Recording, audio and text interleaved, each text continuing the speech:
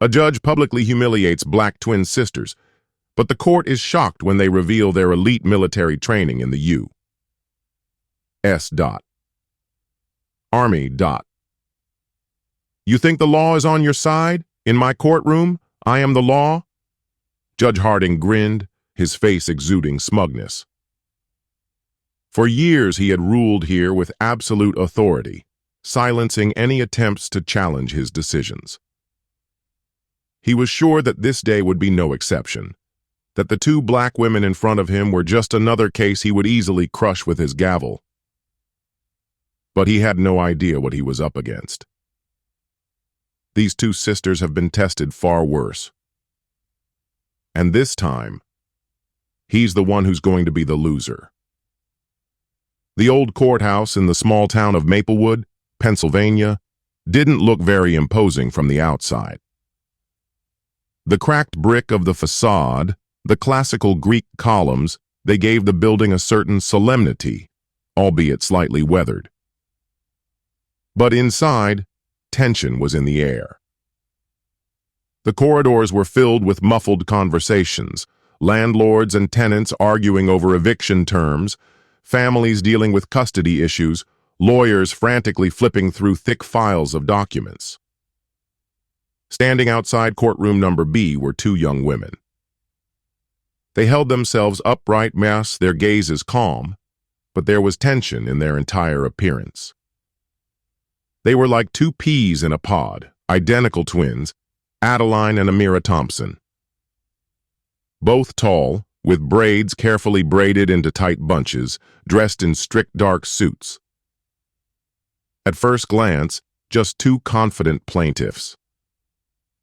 But if you looked more closely, you could see something more in their eyes: discipline, self-control, and unbending determination. A few steps away, passers-by furtively cast glances in their direction. The whole town was discussing them. After all, these two women had dared to defy Judge Herbert Harding himself, a man notorious for his racist views, sarcastic comments, and unquestioning sense of superiority. No one in Maplewood had ever beaten him in court. Those who had tried had come out humiliated or received unexpected fines and penalties. Adeline ran her fingers along the corner of the yellow folder, the most important documents in the case of their family land. They were fighting for the right to own the land their grandmother had bought decades ago. It should have been simple, standard proof of ownership boundaries. But the case turned into a real battle when the zoning issue turned into a prejudicial lawsuit. And now they had to defend their right to the land in front of the most hostile judge in the county. Amira sighed, looking at her sister. "Are you ready?" Adeline pressed her lips together. "We've been through worse. All we can do is present our evidence." She remembered the endless obstacles they'd faced, incredulous looks from neighbors convinced they couldn't handle farming, lawyers saying they didn't have enough documentation. And another, more distant but significant episode: their service in the U.S. Army. They endured grueling training in the hot sands of another country. They knew the pressure, and they knew how to withstand it. When they entered a courtroom, they were greeted by a classic setting: wood paneling, a U.S. flag at the judge's chair, and a silent tension in the air. Judge Herbert Harding was a tall, gaunt man with slicked-back silver hair. He looked at the sisters with a look of contempt mixed with mocking disbelief, as if to say, "How dare you appear in my courtroom?" "All rise," the bailiff commanded as Harding settled into his chair. The sound of his leather chair creaked in the sepulchral silence. The judge, fingers crossed, squinted his eyes. "Miss Thompson? Is it?" Adeline nodded. "Yes, Your Honor." "Adeline Thompson, representing myself and my sister, Tamira Thompson." A mocking smile touched his lips. Unusual. No lawyer? Representing yourself? Amira replied in a steady voice. We know enough about the law for this case, or your honor. We have all the necessary documents. Enough, he repeated, and as if savoring the words. And you're here to challenge my previous ruling that you violated zoning? Adeline nodded firmly. Yes, your honor. The documents clearly show that the land has been listed as agricultural land for over 50 years. We have submitted original documents from 1971. This process should confirm that our land remains in our ownership without further restrictions. Harding tilted his head to the side, his eyes darkening. Let me guess. Is this land of some special significance to you? Do you feel you deserve an exception? Amira replied calmly. There are no exceptions here, your honor. We are simply confirming a fact that has already been established. The judge grinned, shaking his head. Confirming an established fact. He repeated mockingly, glancing at the audience, who held their breath. Then he stared at the sisters again. I wonder why you think the law can be interpreted in your favor. Adeline clenched her fists, but her voice remained firm. We are not interpreting anything. We are referring to the official documents left behind by our grandmother, as well as Maplewood's farmland preservation laws. These laws protect farm lots from zoning changes if they have been used for their intended purpose for more than 20 consecutive years. Harding squinted. You speak confidently, Ms. Thompson. But I see something else in your eyes. Defiance. Problems with authority? Perhaps? Tell me. What is your occupation, Ms. Thompson? And you, Ms. Thompson? Amira answered cautiously. We run a small business. Our grandmother left us the land, and we plan to rebuild the farm. That's why we're here, to defend our right to carry on her business. Judge Harding grinned contemptuously as he looked at the two black-clad sisters standing before him. Are you sure you realize what you're getting into? His voice dripped with sarcasm. Adeline and Amira exchanged glances, but gave the judge no hint of emotion. They weren't about to reveal that they had served in elite units of the U.S. Army, that they had been through military conflicts and endured trials far more severe than an unfair trial. They were here today not as soldiers, but as heiresses to land their family had owned for half a century. Yet Harding sensed strength in them, and it irritated him. He nodded sharply and opened the folder. Let's get started. But be warned, unless you can prove that the land is actually in your possession and has been used as a farm continuously, your claim will be dismissed. Amira calmly placed a folder of documents on the table. Your Honor, we have all the evidence. Signed certificates from the previous owners, WAS receipts for seed purchases. The judge only waved it away dismissively. We'll deal with this later. First, let's hear from the representative of the Land Committee. A stocky man in a dark blue suit, Mr. Howell, stepped forward. He opened his folder and read out the charges in an even voice. Fence violations, refusal to pay new taxes after the reclassification of the site. Adeline clenched her fists. These charges were made up. Their grandmother's farm had been listed as farmland for decades, and now the committee was trying to reclassify the land to force them off it. How interesting, Harding muttered thoughtfully, crossing his fingers. Do you really think you are versed in these matters? That you can run a farm the way professional farmers do? Maybe you think the laws should be adjusted to suit you? Amira held his gaze. We are merely demanding compliance with the law. Our land falls under the protection of local regulations. Protection? Harding grinned. Many in Maplewood are concerned about how the site will be used. New faces, raise questions. A tense silence hung in the hall. Everyone realized what he meant. Adeline looked at her sister, and she nodded faintly. We can handle it. The judge sighed theatrically and glanced at his watch. We are adjourned until 1:30 p.m. Court is adjourned.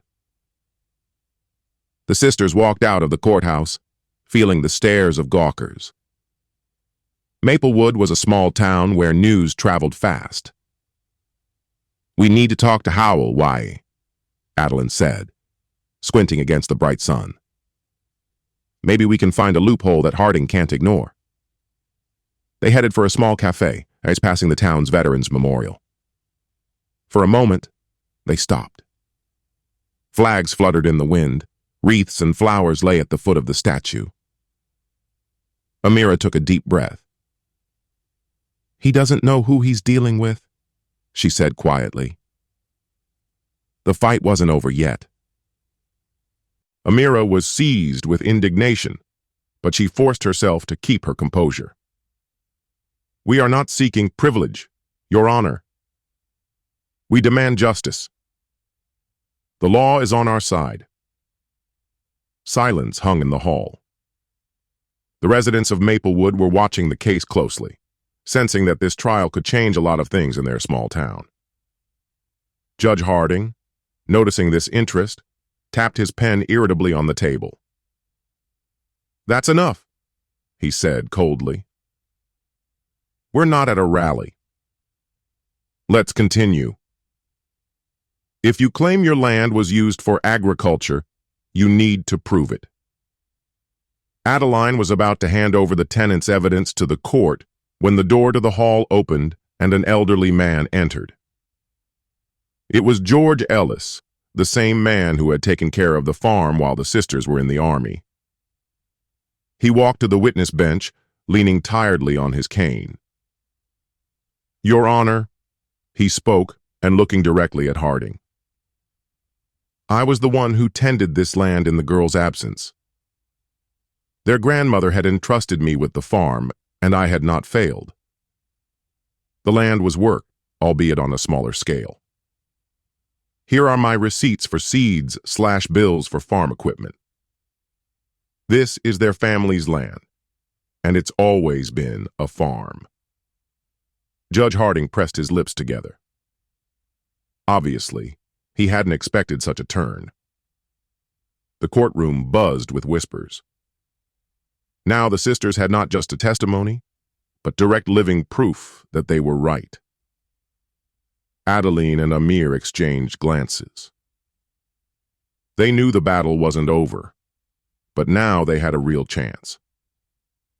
Harding could continue to try to challenge their claim to the land, but the truth had been told, and there was no hiding it. Judge Harding, came a voice from the back rows.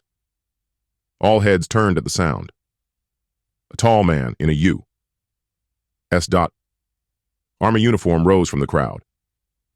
My name is Captain Daniels. I served with these women. They are true heroes, bros, and if anyone doubts their word, perhaps it's time to reevaluate who here is truly worthy of respect. Harding turned pale. This trial was no longer just a land dispute. It had become a symbol of something more. Enough, he shouted. This court is now in session. But his voice was no longer as confident as before. Adeline and Amir understood. He felt the power slipping from his hands. Adeline breathed in restraint, letting the wave of emotion roll through her but not overwhelm her. She'd been taught to keep her cool in the most tense situations.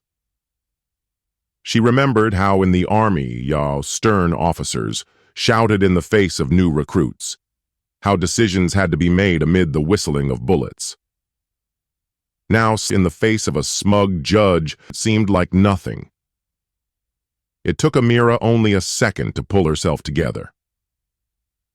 We're not asking for special treatment, Your Honor. We ask only for justice within the bounds of the law. Harding smirked. Justice? All right. Let's see if you're ready for real justice. He opened a file folder and began slowly reading Maplewood's zoning ordinance. According to it, the land would be reclassified unless the sisters provided all proof of compliance within 30 days. And many of those regulations had been revised and tightened just recently, specifically for them. If they fail to comply, their plot will lose its status as agricultural land, leading to a sharp increase in taxes and possible land seizure. The tenant's signature alone is not enough. Harding continued. We need inspectors' reports, soil samples, verification from recognized Maplewood farmers. Your tenant is not registered with the Agricultural Board, so his word has no weight. Adlin has stepped forward. Your Honor, this is an unprecedented request. Never before have farm owners in Maplewood faced so many bureaucratic hurdles. State farmland preservation laws. Harding interrupted her, his voice icy. Maybe you didn't hear me? These are Maplewood laws. This is my jurisdiction. If you're not satisfied, yes, try the appeals court. Good luck with that. They very rarely overturn local court decisions. There was a whisper in the room. The judge looked around smugly, then turned back to the sisters. I remind you, I am the law here. This moment was a turning point for Adlin and Amira. Until then, they had tried to keep their past in the shadows, focusing only on the documents. But now it was obvious. Harding would change the rules of the game until he had them defeated. He would use his power to humiliate them and squeeze their families off the land. It took Amira a moment to collect herself. Your Honor, we will not allow you to twist the law to your advantage. We took an oath to protect this country. Harding laughed. Don't tell me about the oath. I've been administering justice since before you could walk. A wave of discontent swept through the room. Adeline remembered the day she signed the papers to join the army. She had been filled with pride, knowing that she was not only serving for herself, but for her family and her country. Now this man looked at them with contempt, as if their sacrifices were worthless. She straightened up and met the judge's gaze firmly. Yes, Your Honor, you have held your position for a long time. But that doesn't make your actions just. We are not leaving Maplewood. We're not giving up our land. The law is on our side. Harding's face contorted with anger. I'm not impressed by your big words, he bellowed. You may walk around in your army uniforms, but to me you are nothing more than... The hall froze in anticipation. Harding grinned and finished. Dash, dash, dash. Strangers, don't think that your skin color and military service will help you intimidate me. There was a deafening silence. Even the bailiff froze, not knowing how to react. There were quite a few people in the audience, and everyone had heard those words. It wasn't just a hint. It was blatant racial bias on the part of the lawman. Adlin and Amira did not waver. They had seen things that most Maplewood residents had never even dreamed of.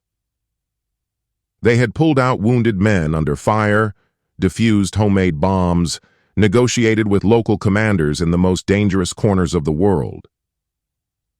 Compared to that, the arrogance of a single judge was a negligible problem. It took Amira a moment to suppress her anger. Your Honor, you've overstepped your bounds. Harding leaned forward, smirking. Careful, Miss... Thompson.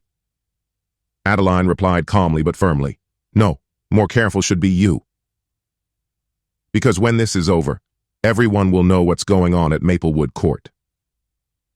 She turned toward the hall, letting her gaze slide over people's faces. All of you will be witnesses. Harding slammed the gavel down on the table with force. Enough! Clear the hall! The trial will continue in closed session. Shocked people slowly began to leave the room. Some whispered indignantly, but under the bailiff's pressure they obediently left. Among them was a local blogger who tried to object. We have the right.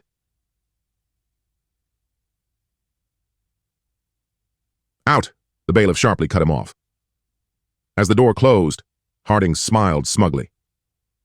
Now we will proceed on my terms.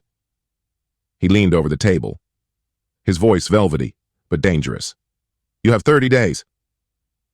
Either provide all requested documents or the land will be reclassified. Is that clear? Amira crossed her arms over her chest. It's illegal. Harding didn't pay attention. He tapped his gavel. The court session was over. The recording of the court session was stopped. When the sisters went outside, they saw a crowd of people who had been forced to leave the courtroom. Their faces expressed outrage, shock, but also support. It was crazy, said a middle-aged woman with curly hair. I knew Harding was biased, but I didn't think he'd be so outspoken. He's always been a creep. The man in the baseball cap nodded. But this time, he went too far. He looked at the sisters with concern. Be careful. He's vindictive. If you put up a fight, he'll do anything to make you regret it. Adeline pressed her lips together, but her voice was firm. We're not afraid. Amira was already dialing a number on her cell phone. We're calling the lawyer Works, she explained, more to Adeline than to the crowd. We gave Harding a chance to do the right thing, but he made his choice. People parted to let them through.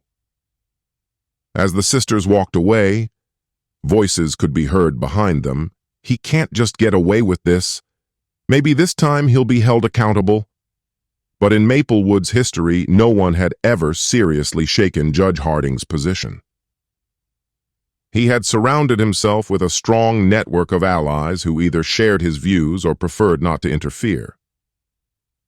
But Adeline and Amira now had a good reason to follow through. They headed for Olivia Monroe's small law office. Her name Adeline had found during her preliminary research on farmland laws. Monroe was known as a principled lawyer with no fear of local authorities. The office smelled of polished wood and old books.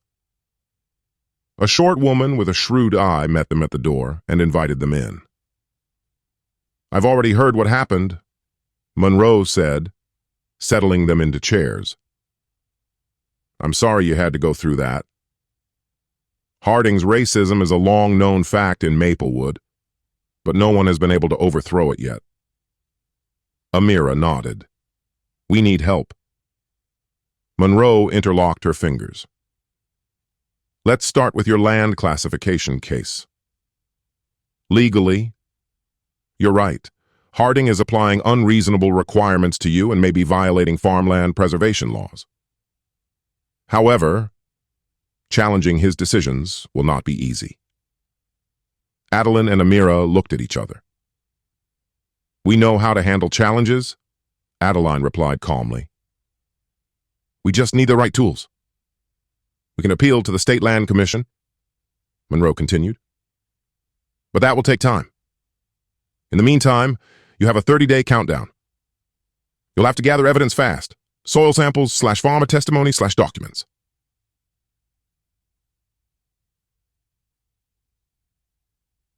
You have to overwhelm them with so much information that they won't be able to reject you at the stroke of a pen. Amira clenched her fists. We'll do it. Every last piece of information. Monroe looked at them appraisingly and nodded. And there's one more thing, his racist remarks. That could be used to file a complaint with the judge's disciplinary commission. However, that's a long process, and your 30-day deadline remains unchanged. How do you make sure he is actually punished? Adeline asked quietly. Monroe sighed.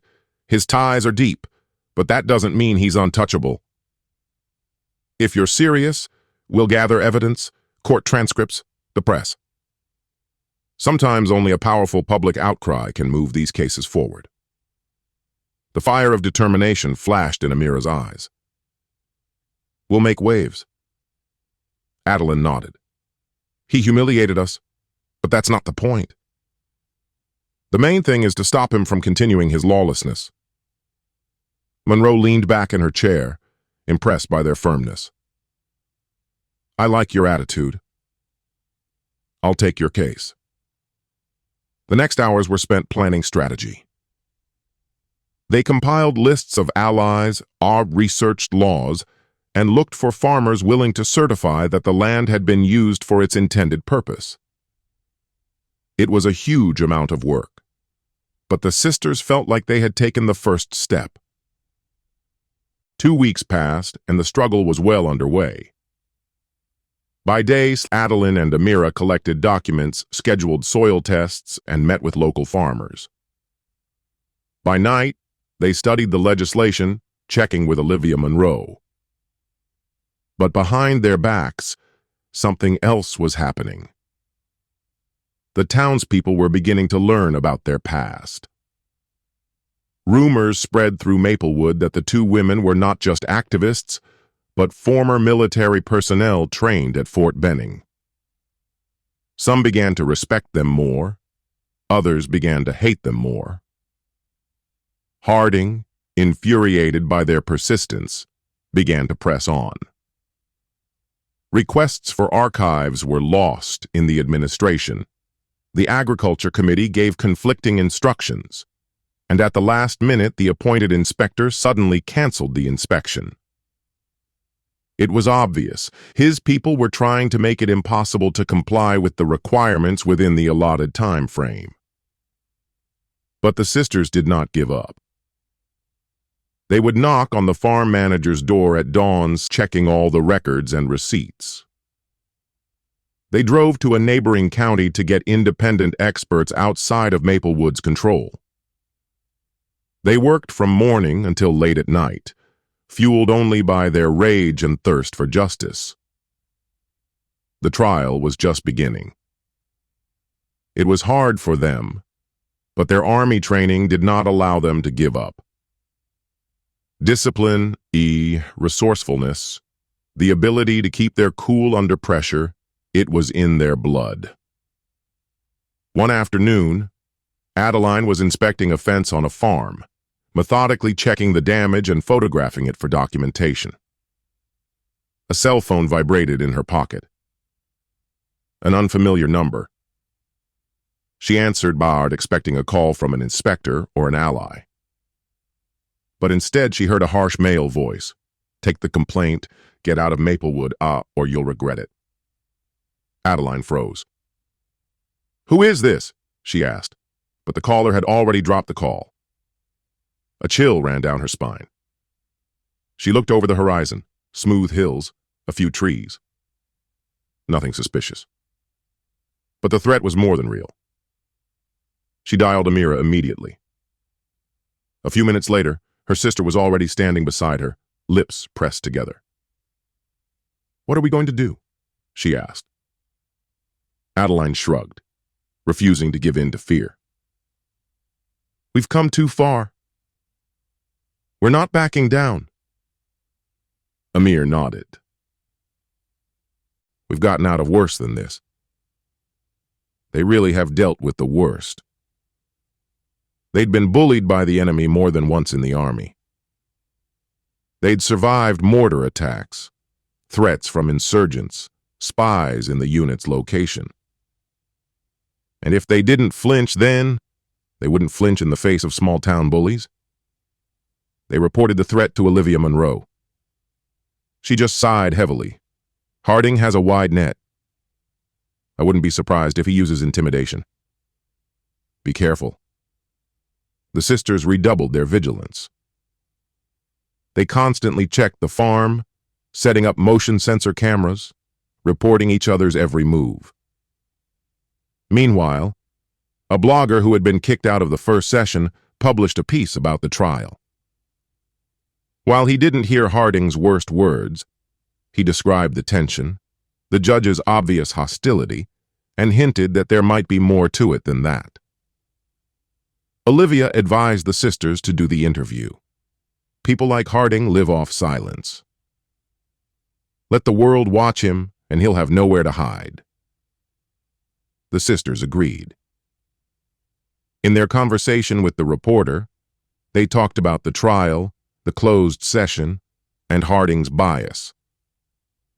They didn't sugarcoat the situation, didn't soften the angles, and soon the town was talking. Residents shared their stories. People who had suffered from Harding's arbitrary behavior recalled past unfair decisions. The wave was small at first, but soon grew. Maplewood wondered for the first time if it was time to stop the judge. Meanwhile, Harding continued to press on. It was as if the bureaucracy had rebelled against the sisters. Their documents were lost in the administration, inspectors canceled visits at the last moment, requirements for them suddenly changed. It was clear. The network of judges was working against them. But the sisters did not give up. They traveled around the district from dawn to midnight, looking for independent experts, demanding reports, collecting signatures. Tired but undeterred, they moved step by step toward the finale. And now the day of the final meeting had arrived. They again put on strict suits, but this time they pinned small army insignia to their lapels. They didn't show off their service, but they weren't going to hide who they were. There were people waiting for them at the courthouse door. Those whom Harding had humiliated before. Those who knew of his reputation. Journalists. Activists. As the sisters walked down the steps, there were whispers from the crowd. "Show him. We're for you. Thank you for your service." The sisters nodded gratefully, but did not slow their steps. The courtroom resembled a pre-fight arena. Harding entered with a cold, predatory grin. Even the pretense of impartiality was gone. "We're here to determine whether Ms. Adeline and Miss Mere Thompson have complied with the requirements for maintaining their farmland status." He began. "Do you have the paperwork?" Adeline stood up. "Yes, Your Honor. We have soil test reports, statements from 4 recognized farmers, photographic evidence." Harding waved his hand dismissively. "Let me see." He flipped through the papers lazily, smirking. Interesting, but not convincing enough. A murmur swept through the room. Monroe rose. "Your Honor, under Pennsylvania law, this evidence is more than sufficient. You have no grounds to reject it." Harding grinned. "If I say there are no grounds, then there aren't," he exploded. "The farm was not used while those 2 ladies were running around in the army. That's enough to interrupt the status." Adeline clenched her jaws. "That was never claimed," she said, then turned to Mr. Howell / a representative of the land committee who was present at the meeting. "Mr. Howell, could you please clarify?" The judgment gavel came down on the table with a crash. "Silence!" Judge Harding shouted. "I don't need objections in my own court." Monroe stepped forward. "Your Honor, I strongly object. This is inadmissible." "I don't care," Harding said. "I have broad authority, and I rule. The reclassification of the land stands." Farm status is revoked and taxes will be recalculated. He glared at the sisters, gloating in his voice. You can't intimidate me with talk of service or color. This is Maplewood, not an army base where you seem to think you're allowed to. And then Amira couldn't take it anymore. She took a step forward, her voice shaking with rage.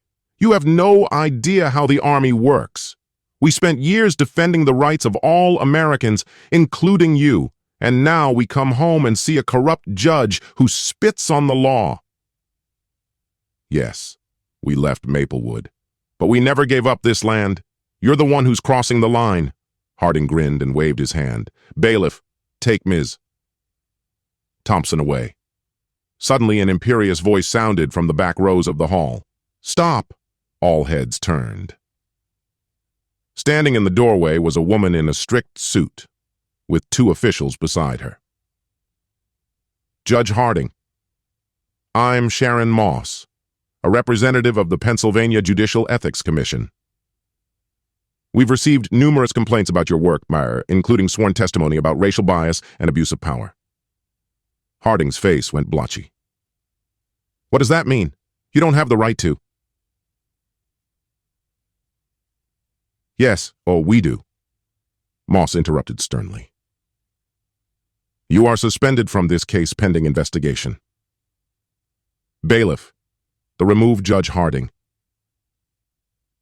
The bailiff, who had long been afraid to cross the judge, now stepped forward hesitantly but firmly.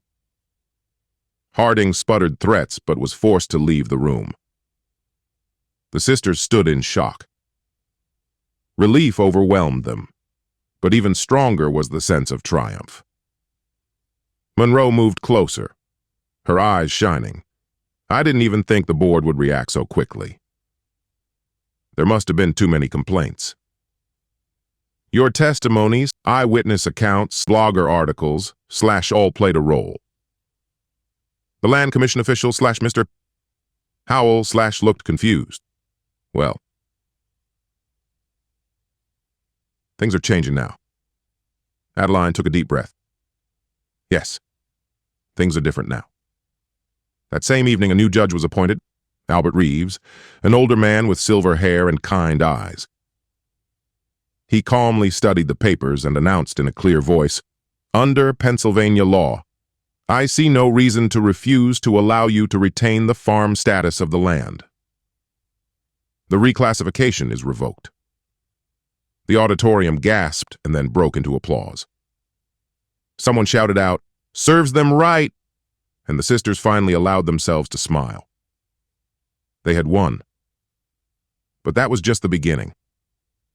In the weeks that followed, Maplewood buzzed with rumors about the Harding investigation. The commission requested transcripts of court proceedings. Witnesses, one after another, came forward to claim he was biased. The mask of his integrity was cracking at the seams. Bloggers' articles went viral on social media, and Maplewood seemed finally ready to topple his tyrant. Harding's final hearing was held in Pittsburgh. The sisters were called to testify. It meant enduring humiliation again, but they knew they had to go all the way. Harding hired the best lawyers, who tried to make Adeline and Amira look scandalized. But the sisters responded calmly, backing up their words with court records and eyewitness testimony. Court transcripts from their case played a key role. It turned out that the clerk did not stop recording when the judge declared a closed session. All his words were documented. When the panel delivered its verdict, the room held its breath. The court found Judge Harding guilty of gross ethical violations. The chairman announced. He is removed from office and disqualified from holding judicial office in the future. Criminal charges may be brought against him. For Maplewood, it was an earthquake. The all-powerful judge had fallen. And soon local reporters unearthed another detail. The sisters didn't just serve in the military.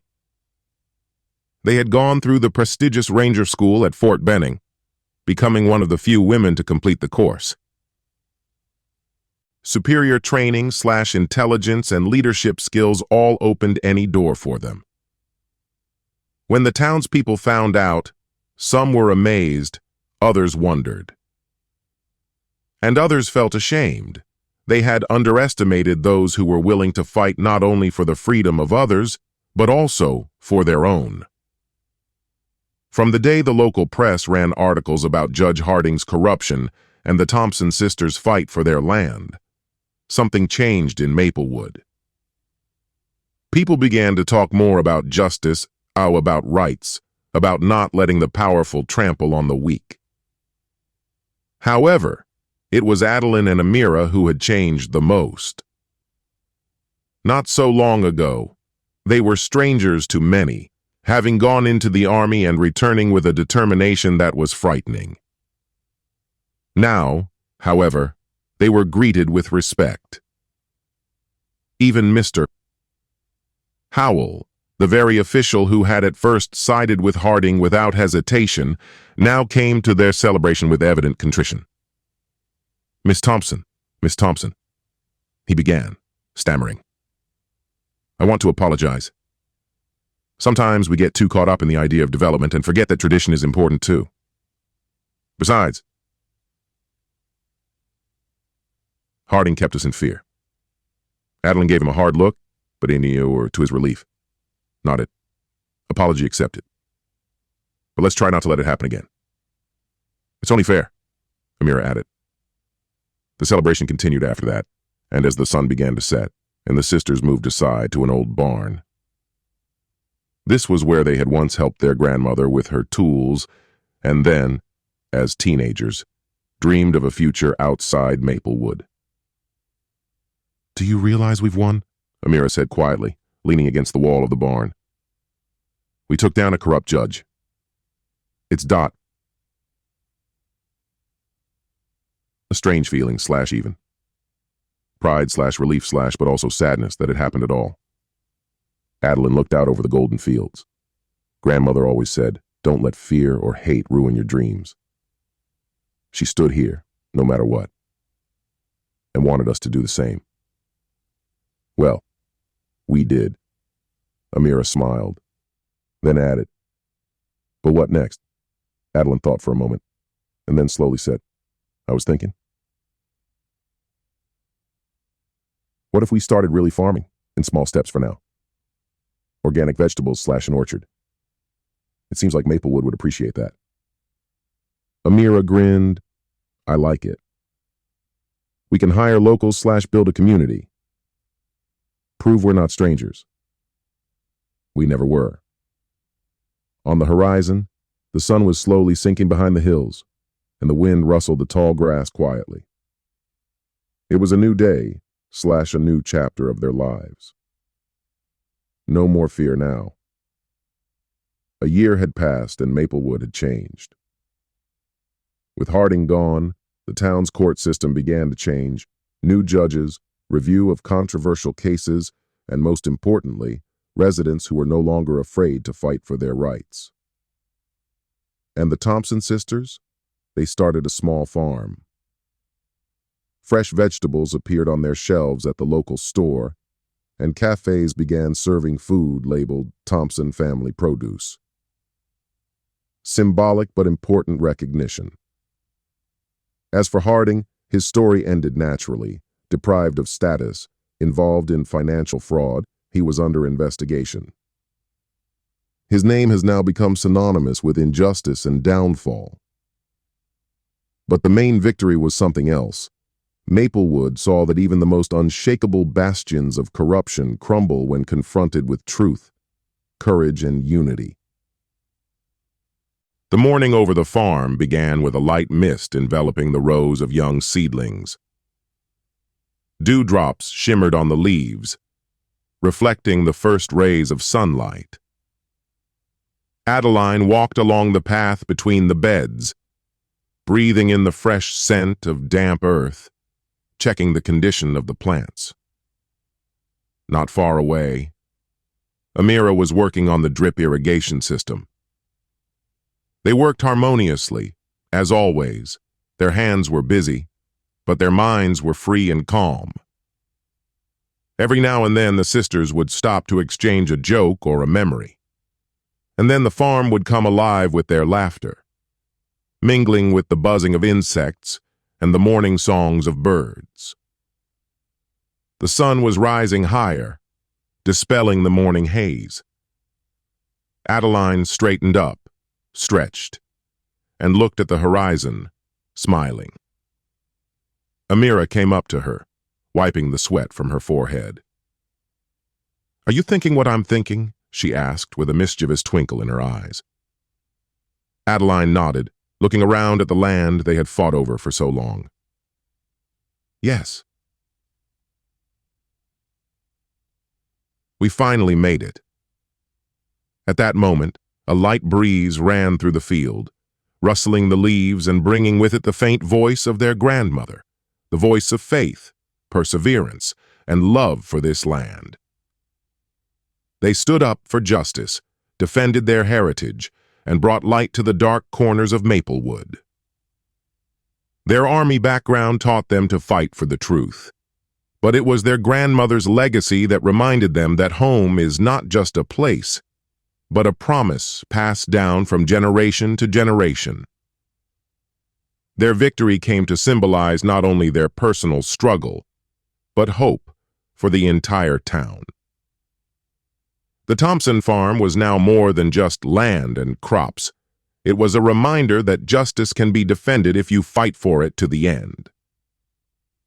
And even though new challenges lay ahead, the sisters knew that together they could handle anything. Even the most stubborn judges.